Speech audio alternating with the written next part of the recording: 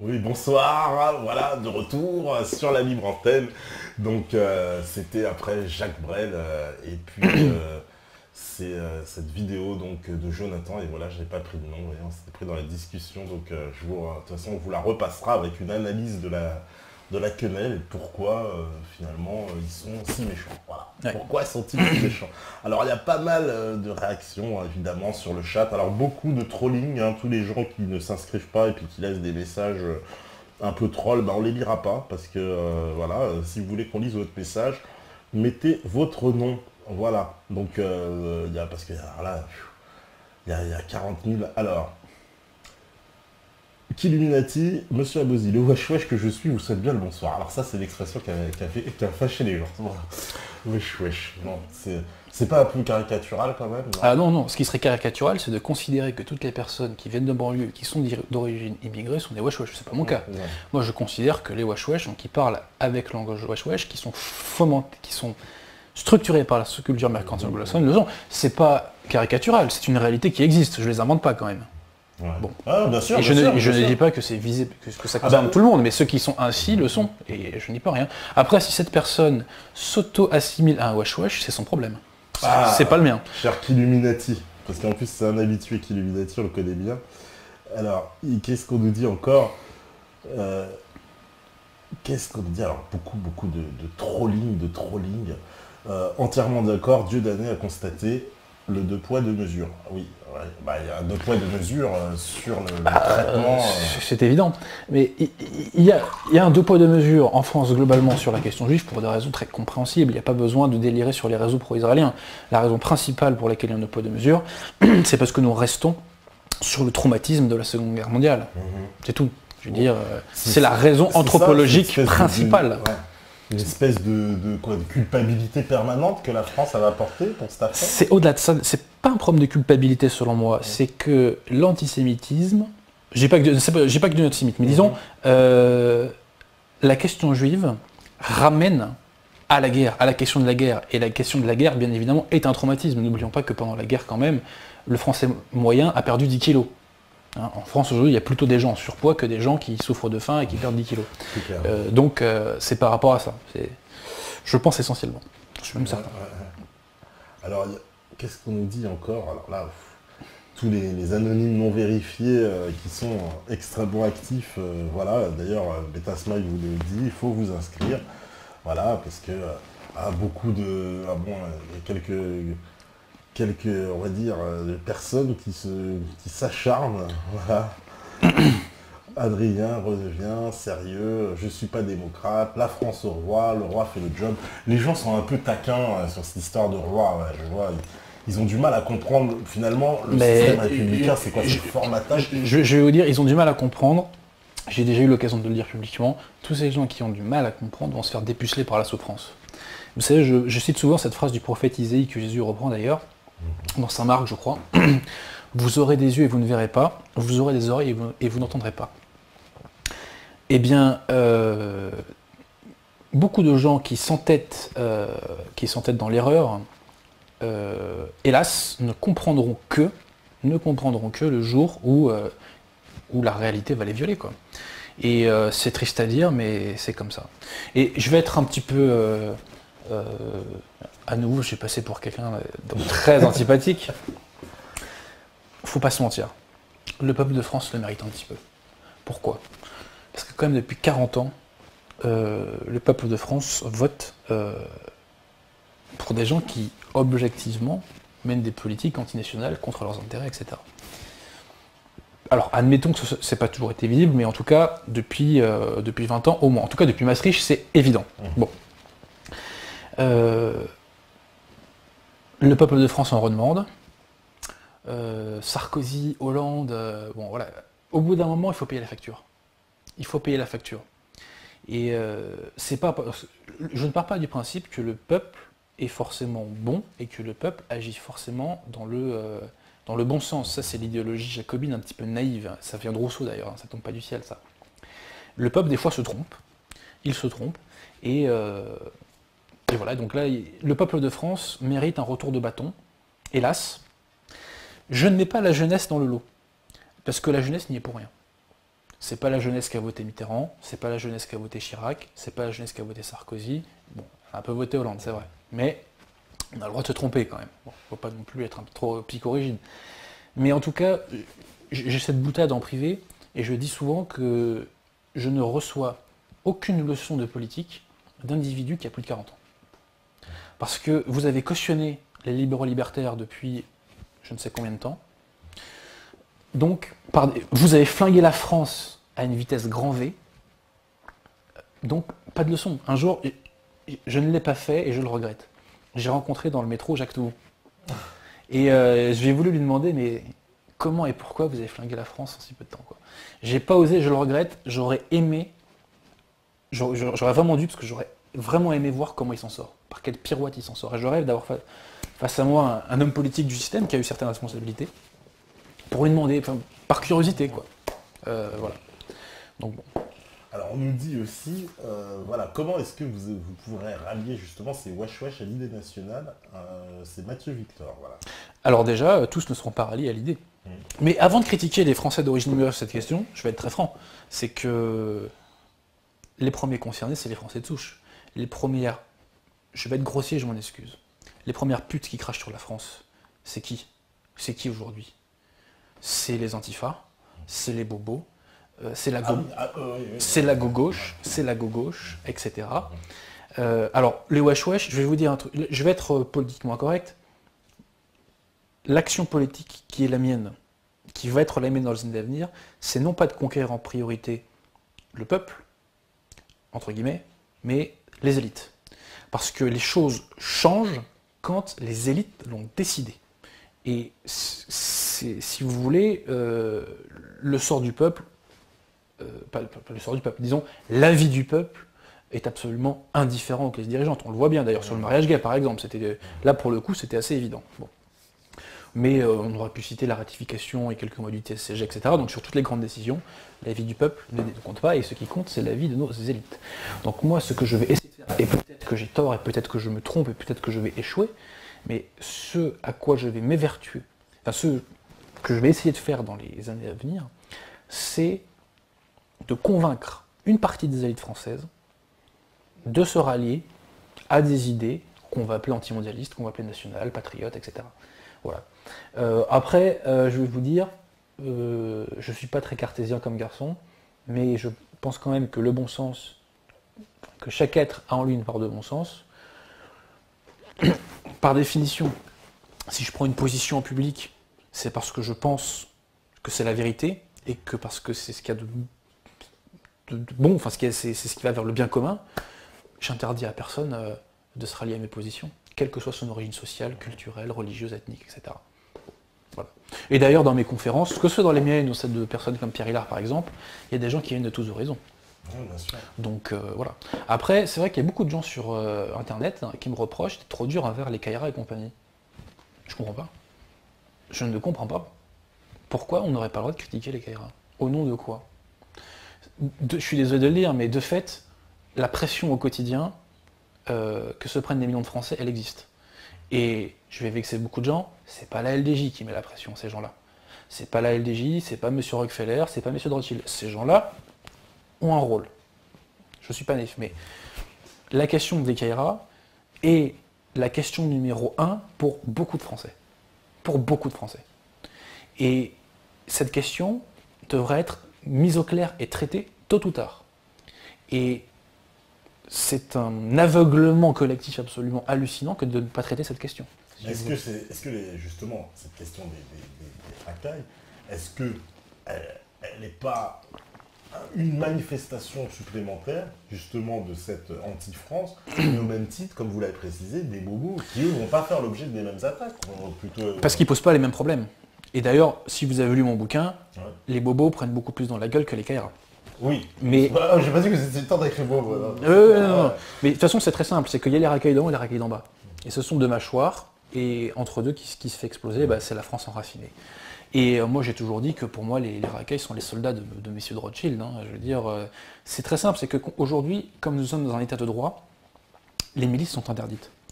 Le peuple ne peut pas se faire réprimer par l'équivalent d'une Tchéka ou d'une Gestapo. Donc, qui fait la police?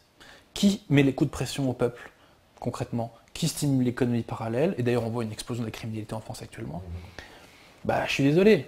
Et ça, c'est un problème qui existe, et on ne peut pas faire comme s'il n'existait pas, et ceux qui font comme s'il n'existait pas, je le dis très clairement, sont des lâches.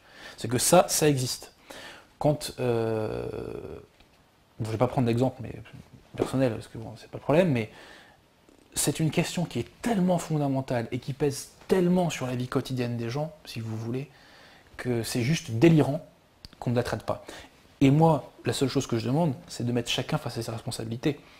C'est que, concrètement, s'il existe aujourd'hui en France du racisme envers les Maghrébins et envers les Noirs, c'est à 95% dû au Caïra. Et ça, on ne me l'enlèvera pas de l'esprit. Je suis assez d'accord. On ne me l'enlèvera pas de l'esprit. Et si ces gens-là, il y a une mauvaise image des Noirs et des Arabes en France, c'est parce qu'une mauvaise image a été donnée. Et elle n'a pas été donnée par Arthur, par Gad Elmaleh, par l'Al-Deji, etc. Elle a été donnée par les concernés. Et ça, je suis désolé, mais c'est comme ça. Et je vais plus loin. Si ce qu'on appelle les Gouers se font bolosser, c'est aussi parce qu'eux ont donné une mauvaise image d'eux-mêmes, et parce que concrètement, ils ont démontré que c'était, comment vous dire, pour ne pas employer de mots trop polémiques et pour éviter un débat trop passionné, quand on se comporte comme une victime, il ne faut pas s'étonner d'être assimilé à une victime, d'être désigné comme une victime. Voilà. Donc, moi je veux mettre chacun à leur responsabilité. Que ce soit les bobos, que ce soit les wesh-wesh, que ce soit des élites, chacun doit assumer. Et là, on est justement dans un système de défaussement permanent, si vous voulez. Nos élites politiques passent leur temps, si vous voulez, à ne pas assumer leurs responsabilités, à ne pas rendre de compte. Ils ne rendent pas de compte à la population. Nous avons un peuple français qui, globalement, s'auto-illusionne sur ses élites et qui ne veut pas, lui non plus, prendre acte de la situation, à savoir qu'il n'y a quasiment que des collabos qui se présentent aux élections. Nous avons ces chers Caïra qui se plaignent d'être rejetés. Mais comment ne pas être rejeté quand on a pour moteur, dans son comportement, l'incivisme? Comment ne pas être rejeté? Je vais vous raconter une petite anecdote personnelle. Un jour, je prends la ligne 8. J'entre dans le métro. Une jeune fille est assise à un strapontin. En face de Caïra, et sur les strapontins en face de Caïra, et derrière ses potes. Et je vois que les mecs draguent de façon assez lourdingue la meuf. Au début, je bronche pas. Je me dis, c'est pas mon problème, voilà, c'est le réflexe de chacun. Ensuite, un des mecs, il dit une phrase que je ne répéterai pas parce que très certainement des jeunes femmes nous écoutent, mais une phrase très graveleuse à cette jeune fille. Et là, j'interviens. Et je dis au concerné, cher monsieur, je vous vois, je vous vois, je manque pas de respect. Cher monsieur, si vous voulez que cette jeune fille accède à votre requête, il faut la former plus poliment. Et le mec dit en rigolant, ah ouais, bah faut faire comment alors? Et puis là, je commence à lui parler des filles, etc. Je lui dis, vous savez, il faut que vous soyez de la même, que vous compreniez le type de respectabilité sociale d'hommes qu'elles aiment, etc. Sinon ça va pas marcher. Et je me mets à parler de filles avec lui. Et après on se met à parler tranquillement, normalement, calmement, et on se détend. Et en sortant, je lui dis, vous savez, bon, je vois que fondamentalement, vous n'avez pas forcément un méga mauvais fond, mais vous avez pas, je sais pas si vous en avez conscience, mais là vous avez créé toute pièce une électrice du Front National. Et là, les mecs, qu'est-ce qu'ils ont fait? Ils ont baissé les yeux. Ils étaient honteux. Vous voyez? Donc moi, ce que je veux, c'est mettre chacun face à ses responsabilités. Et arrêter de se défausser, arrêter de chialer. Et là, je vise tout le monde. Là. Je vise tout le monde. Arrêter de chialer et mettre chacun face à ses responsabilités. Voilà. Parce que il y a eu, on le sait très bien, le travail dans les années 80, les années 90 de SOS Racisme, qui a défrancisé cette partie de la population. Moi-même, j'ai très bien connu SOS Racisme avec les mains, et puis on vous expliquait que, en gros, la philosophie des SOS Racisme, c'était de dire vous n'avez pas besoin d'être français, restez tel que vous êtes. Et puis de toute façon, vous n'avez pas de vivre ici parce que la France, elle a été très méchante, elle a colonisé, elle a fait de l'esclavage. Et tout ce qui était lié à la France, et ça c'est une constante aussi, est systématiquement négatif, mauvais. Alors en particulier en matière d'histoire, on ne parle que de la Seconde Guerre mondiale, de la colonisation et de l'esclavage. On ne parle que de ça. Bien sûr. Et comme si la France, c'était un pays qui avait passé son temps à faire de l'esclavage, de la colonisation, et puis à vendre des juifs. Enfin. En omettant de dire que le premier pays de l'histoire de l'humanité à avoir aboli l'esclavage, c'était la France. C'est la France. Mais ça, c'est pas grave, hein. Nos républicains... Bien sûr, et puis une petite, aussi je le rappelle souvent, j'aime bien le rappeler, mais même le code noir, parce que ça c'est quelque chose qui est très mal vu, le code noir, on me le jette toujours en exemple à la gueule, en me disant oui mais la France ils ont fait le code noir. Mais le code noir à la base était un but presque, j'ai envie de dire positif, je suis désolé, mais c'était de donner un corpus de loi à là où il n'y avait rien. Et justement, précisément, ce code noir existe parce que ce sont les personnes qui sont rendues dans les îles où on faisait évidemment l'esclavage, et horrifiées de voir la façon dont les personnes étaient traitées, on dit, en revenant au roi, il faut mettre de l'ordre là-dedans. On ne peut pas laisser les gens faire. Et je vais vous dire, l'une des raisons du code noir qui est très peu dite, c'est que quelle est l'année du code noir ? 1685. Ah ouais. Et 1685, c'est l'année de quoi aussi ? De la révocation de l'édit de Nantes. Tout à fait. Et donc, ce que voulait faire le 14 aussi, c'était, via le code noir, convertir les esclaves au catholicisme, en fait. Et l'un des premiers articles du code noir, c'est le fait que les esclaves doivent être baptisés. Alors, il ne faut pas faire d'anachronisme en plus, c'est-à-dire que à l'époque, concrètement, quel pays ne pratiquait pas l'esclavage ? Quelle civilisation sur la planète ne pratiquait pas l'esclavage ? Exactement. Mais je vais vous dire, je considère l'esclavage comme un attentat contre la dignité humaine. Évidemment, quand on est chrétien, on ne doit pas accepter l'esclavage, et les chrétiens qui ont accepté l'esclavage, alors c'est facile à dire de là où on est, parce que nous, on n'a pas les mêmes mœurs, etc.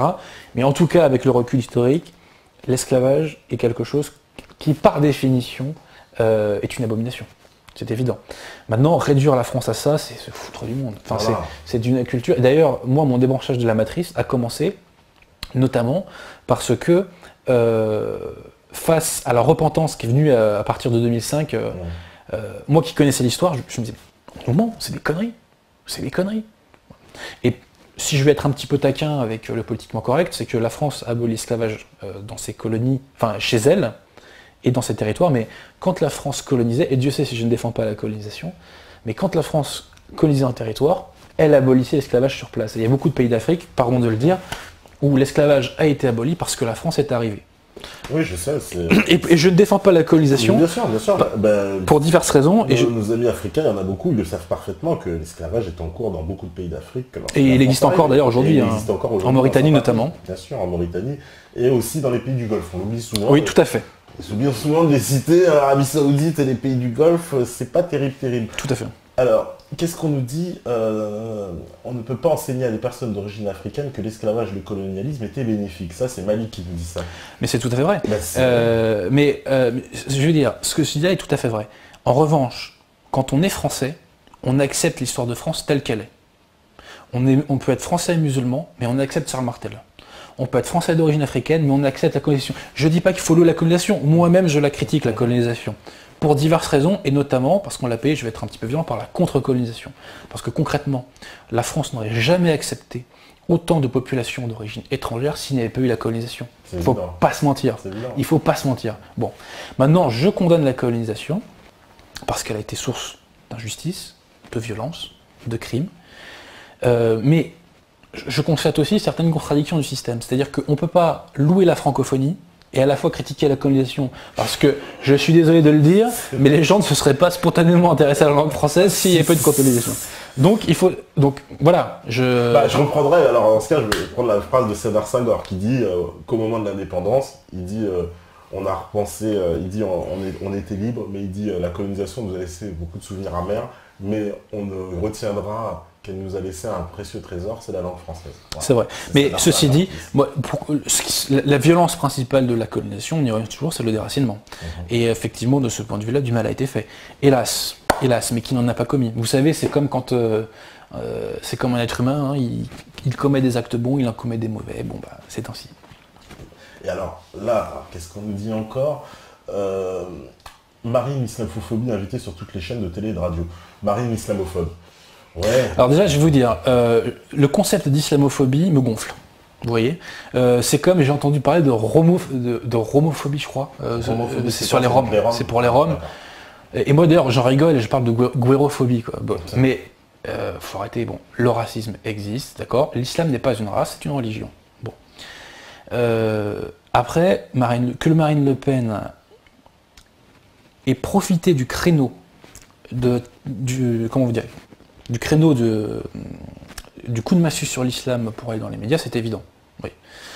Après, je vois pas le rapport avec la colonisation. Ouais, c'est ce qu'on nous dit qu'elle a invité, en fait, ça se justifie. Quoi. Mais pour en revenir à ce que je vous disais, le terme d'islamophobie me gonfle parce que il y a un côté victimisation, quoi, franchement, ça fait 10 ans qu'on nous le fait, la victimisation de toutes les minorités de France, arrêtez, quoi. Arrêtez. En plus, il y a Arrêtez de chialer, quoi. Moi, j'aime bien reprendre ce fait-là, mais au début on va dire, de la première Assemblée nationale, il y avait des députés noirs parmi... Ah, mais je tiens à dire que le premier noir de l'histoire de l'humanité à avoir été élu au suffrage universel, c'est monsieur Jean-Baptiste Bellay, en 1793. Voilà, Jean-Baptiste Bellay, Toussaint Louverture, il y avait le chevalier Saint-Georges, on sait, c'était le chef de la garde royale. Et oui, et c'était sous l'Ancien Régime. Et c'était sous l'Ancien Régime. Et un symbole encore plus fort pour moi qui est le général Dumas. Et le général Dumas, voilà. Parce que je me rappelle que le père d'Alexandre. Il y avait eu dans les médias une petite campagne médiatique, il y a quelques années ça, sur le fait qu'il y avait un général métis dans l'américaine, et puis nous Français racistes que nous étions, nous n'avions pas de général métis. Je ne sais pas ce qu'il y en a aujourd'hui, je ne connais pas l'armée. En tout cas, ce que je sais, c'est que le premier général métis noir de l'histoire de France, c'est le général Dumas. Et que c'était en 1793. Et je crois que les Noirs en 1793 aux États-Unis, il ne devait pas y avoir beaucoup de généraux parmi eux. Moi, je ne crois pas. Et des députés non plus, il n'y en avait pas beaucoup au Congrès américain. Pour parler au fond de la question noire, on ne se demande jamais pourquoi il n'y a pas de Martin Luther King français. Pourquoi il n'y a pas de Martin Luther King ? Parce qu'il n'y avait pas de discrimination. Il n'y avait pas besoin. Et il y a un écrivain noir américain dont j'ai oublié le nom, et ça m'embête parce que ça aurait été bien de l'avoir, qui avait fait la guerre, donc la Première Guerre mondiale, et qui avait vu la condition des Noirs. C'est extraordinaire. Les mecs, ils sont normaux, enfin je veux dire, ils ont une vie normale. Et Stefan Zweig, dans son livre de mémoire Le Monde d'hier, évoque le fait que les Françaises blanches sortaient déjà avec des gens de toutes les couleurs, quoi. Ouais. Donc la France pays raciste, très certainement, le racisme existe parce que c'est une passion humaine, donc c'est comme l'égoïsme, c'est comme l'hypocrisie, c'est dans le cœur de chacun, à plus ou moins forte dose. Mais sincèrement, c'est un pays au monde qui est ouvert à la tolérance, c'est bien la France, et les gens qui disent le contraire sont des putes, quoi. Faut le dire, quoi. C'est scandaleux, quoi, de dire ça. Il y a eu, en fait, moi ce qui m'étonne toujours, justement, dans l'histoire de France, c'est de voir à quel point les Français sont capables, justement, d'accepter cette différence comparé à d'autres peuples d'Europe. En particulier, justement, d'un point de vue politique, on a évoqué donc le XVIIIe siècle, avec le général Dumas, tout ça, l'ouverture, etc. Mais même dans nos années, il ne faut pas oublier qu'on avait un président de l'Assemblée nationale qui s'appelait Gaston Manerville. Mais je vais encore plus loin que vous. C'est que qui a rendu le plus grand hommage à Richelieu ? Qui est la personne grâce à qui les jeunes enfants connaissent Richelieu ? C'est Alexandre Dumas grâce aux Trois Mousquetaires, si vous voulez. Et Alexandre Dumas, j'invite les gens à mater sa photo, il est plus une tête d'Africain que d'Européen. Bon. Et c'est quand même extraordinaire. Et d'ailleurs, c'est ça qui est intéressant, c'est qu'Alexandre Dumas, dont le grand-père avait été esclave, n'était pas du tout dans une logique victimaire, repentante et compagnie. Et Alexandre Dumas, d'ailleurs, était très critiqué à son époque, mais on lui a fait tout le reproche du monde sauf d'être noir. Et ça, faut quand même pas l'oublier. Et Alexandre Dumas, son œuvre est un hommage à l'histoire de France. C'est un hommage, enfin, on sent que le mec est pétri par ça. Je veux dire, c'est évident. Et Alexandre Dumas, à beaucoup d'égards, est une figure française qui tord le cou, si vous voulez, à toutes les conneries qu'on nous raconte en permanence aujourd'hui. Mais la plupart des gens l'ignorent, que... Tout à fait. Et rappelez-vous ce film avec Depardieu où on a fait Alexandre Dumas blanc, mais c'est juste délirant. C'est comme si on fait un film sur Ray Charles et qu'il comprend blanc. On comprend pas. Ou alors on fait un film, je sais pas, sur Montaigne et puis on prend un noir. C'est de la folie pure. C'est de la folie pure. C'est que le politiquement correct pète un câble, quoi. Enfin, parce que finalement, là, en travestissant justement ce genre de fait, ça fait de l'anti-France en fait. Bien sûr. Ça produit de l'anti-France. Bien sûr que oui. De ne pas nous le dire, de ne pas nous montrer comment les choses se sont passées. Sachant que la seule chose que la France demande aux gens qui viennent vivre chez eux, c'est que, en gros, il y a une charte, être français c'est ça, on s'en fout de qui tu es, par contre la charte tu la respectes. C'est tout. Ni plus, ni moins. Et pourquoi aujourd'hui il y a des tensions communautaires en France, et pourquoi il y a des problèmes de véritable défrancisation, et pourquoi il y a ce que j'appelle des Français administratifs, qu'on retrouve aussi chez les Blancs, attention. Hein. Oui, parce que ce que j'allais dire, moi je vois plein de Blancs qui refusent la France, et je vois des Arabes qui l'acceptent, et des Noirs, on est dans un monde... Mais bien sûr, et d'ailleurs, mais bien sûr que oui, parce que nous sommes un monde où il y a beaucoup de républicains. Et les républicains, quelles que soient leurs origines, de souche ou d'origine immigrée sont des Français administratifs. Je sais que c'est une phrase d'une grande violence. C'est une phrase d'une grande violence, je le sais, mais il faut appeler un chat un chat. Et la réalité n'est pas la réalité qu'on nous donne dans l'éducation républicaine. C'est pas on se tient par la main et le monde sera plus heureux et mais non, non, c'est pas ça. La réalité, elle est dure, elle est violente, elle est brutale. Voilà. Bon. De fait, comme j'ai pris l'exemple tout à l'heure si j'étais face à un amphi de Sciences Po, je pense que je me ferais presque huer si je disais que j'étais fier d'être français, que j'assumais toute l'histoire de France, etc. Le fait que je sois monarchiste, alors là, bon, bref, que je sois chrétien, etc. Tout cela, effectivement, est objet d'exécration de beaucoup de Français de souche. Et avant de critiquer les Français d'origine immigrée qui ont un problème avec la France, et ça on peut l'expliquer pour des raisons assez rationnelles, même si je ne le justifie pas et je ne l'accepte pas, parce qu'à partir du moment où on habite sur un pays, il faut être cohérent, quoi. Mais il ne faut jamais oublier que les premières salopes à cracher sur la France, c'est ces petits bobos de merde, c'est ces antifas, etc., etc. En fait, c'est tout ce qui vient de la gauche. La gauche est l'anti-France, puisque c'est les Lumières. La gauche est l'incarnation de la République des Lumières. Alors on me dire, la droite, il n'y a pas de différence avec la gauche. Oui, il n'y a plus de différence depuis 1945. Donc tous les partis de l'échiquier politique français sont de gauche en réalité. La vraie droite n'existe plus. Puisque pour moi, le clivage gauche-droite est le suivant, c'est Lumière contre anti-Lumière. En fait, c'est Lumière contre enracinement, de mon point de vue. On peut en discuter. Bon. Et de ce point de vue, sous cette définition-là, je me considère comme de droite, j'ai aucun problème. Mais surtout pas, ça n'a rien à voir avec l'UMP par exemple. Bon. Mais pourquoi vous dites ça? Oui, donc aujourd'hui, de fait, il y a beaucoup de Français défrancisés, républicanisés, déracinés, et qui n'ont pas un instant l'idée de ce qu'est la France. C'est une évidence, enfin c'est même plus qu'une évidence, quoi. C'est tellement ça crève les yeux. Enfin, j'ai envie de vous dire, de façon très vaniteuse, moi je me considère comme un vrai Français enraciné, si vous voulez. Et je constate de fait que des gens comme moi, j'en croise pas tous les jours. J'en croise pas tous les jours. Et quand c'est pas de la haine vis-à-vis de la culture française, c'est une telle indifférence qu'au final ça revient au même. Mais ce qu'il faut retenir, c'est que donc au final, on a un être complètement délavé culturellement parlant. Et vous savez, on parle souvent du concept d'intégration, d'assimilation. Je sais pas ce que c'est. Intégration, assimilation, il faut m'expliquer, je sais pas ce que c'est. Un truc que je sais ce que c'est la francisation. Et moi, je veux que les gens qui vivent en France soient francisés. Est-ce que c'est trop demandé? Est-ce que ça fait de moi un fasciste, un raciste, tout ce que vous voulez? Je ne le crois pas. Et je pense que il y aura beaucoup plus d'harmonie dans la société française quand ça sera le cas, pour une raison très simple, c'est qu'on aura des choses à partager. On aura des codes en commun. Parce que si on n'a pas de code en commun, on ne fait plus société ensemble. Et si on ne fait plus société ensemble, on n'a pas vocation à vivre ensemble, tout simplement. Et là, je mets les Français d'origine immigrée face à leurs responsabilités, en quelque sorte. Et je leur dis, moi, je suis bras ouverts. Je me dis franchement, j'ai aucun racisme en moi, ou en tout cas, si j'en ai, en toute franchise, j'en ai beaucoup moins que beaucoup de gens. De toute façon, le chrétien que je suis doit s'interdire le racisme. En revanche, pour des questions de cohésion sociale, les gens qui vivent en France doivent vivre selon les codes sociaux français, par définition. Et si tu ne veux pas vivre selon les codes sociaux français, pas de problème. Mais en revanche, ne fais pas de revendications culturelles. Parce que là, c'est le clash, si vous voulez.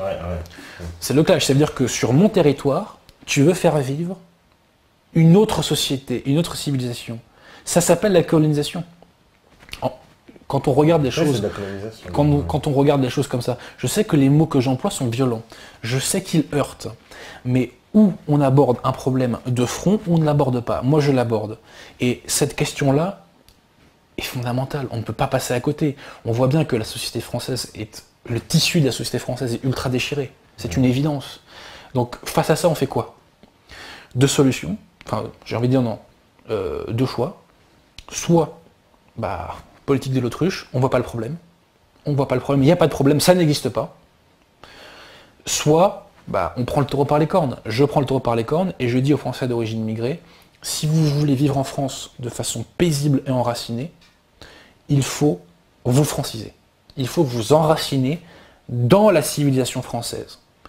Alors après, je suis un petit peu dur avec eux, parce que c'est vrai qu'il y a beaucoup de Français de souche qui sont des salopes, il faut le dire, hein. Moi j'appelle ça comme ça, hein, et qui ont la haine de la France et compagnie, mais eux je les oublie pas non plus, hein. Je veux dire...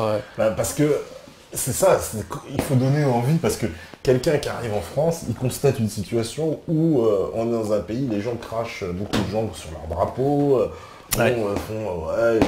ils n'aiment pas la France, ils vont te donner des 50 000 raisons pour ça, et ça donne pas envie, quoi. Ça donne pas envie, vous avez tout à fait raison. Ah mais j'ai pas dit qu'ils avaient pas d'excuses, hein. Ouais. Je vais vous dire, moi je suis anti-gauche à 1000%, je méprise la gauche, je méprise les gens qui oui, sont j'ai de remarqué gauche. dans votre bouquin, vous êtes très très anti-gauche. Ah non, mais... Parce que pour vous, la gauche, ça symbolise vraiment cette anti-France. La gauche, c'est les Lumières. C'est la République des Lumières. On peut critiquer la droite pour des milliers de raisons. Mais il n'y a pas dans la droite, dans la vraie droite authentique qui existait avant 1945, il n'y a pas, même après, remarquez, hein, la droite, il y a des trucs à sauver dans le gaullisme quand même, hein, faut pas non plus tout balancer. Mais il n'y a pas dans la droite le ferment de l'éradication de la France, de la haine de la France, de l'anti-France. La gauche est l'anti-France. Je ne supporte pas les gens qui, en parlant de la France, disent la République. Ouais. Bande de pourriture. Ça, c'est des pourritures. Mais est-ce que la droite aussi, elle fait pas bon, c'est vrai qu'il y a beaucoup moins peut-être d'anti-France, puisque effectivement à droite, on n'hésite pas à porter les drapeaux, etc. Mais dans les faits, Sarkozy vend la France. Ah mais je vous l'accorde tout à fait. Au Qatar, qui veut la prendre, quoi. Mais pour moi, Sarkozy est de gauche, hein. Le MP est à gauche. Le Front National est à gauche, hein, pour moi presque, hein, j'ai envie de vous dire, hein. Il se républicanise, le Front National, en ce moment. Mais il se revendique de la République. Ouais, il a tort. Hein. Mais tous les partis, d'ailleurs, en France, il n'y a aucun parti qui se revendique pas de la République. C'est tout notre malheur, cher ami. C'est tout notre malheur. Même dans la dissidence, si j'ose dire. Mais il y a du travail à faire. Il y a du travail à faire. Je compte sur la Providence pour me filer un petit coup de main. De toute façon, je suis pas seul à le mener, ce combat. Après, bon, je vais vous dire qu'un parti politique se revendique de la République aujourd'hui, je peux pas le critiquer dans l'absolu, parce que sinon, il n'existe pas. Et au bout d'un moment, on fait de la politique. Et la politique, ça se fait pas que avec des idéaux, si vous voulez. Il faut aussi finasser, il faut, voilà, il faut dissimuler, il faut combattre le feu par le feu. Hein. Après, si vous voulez, je regarde l'esprit des gens. Et je vois pas de parti politique à l'heure actuelle qui a un esprit classique bien tourné. Il y a beaucoup d'esprits déréglés. Je me rappelle de... Je ne dis pas ça pour critiquer le Front National, c'est pas mon sujet le Front National, mais je vois Loualio qui dit la lutte contre le mondialisme. Attendez, c'était quoi sa phrase déjà? Il avait fait une petite conférence où il disait contre le mondialisme de la République.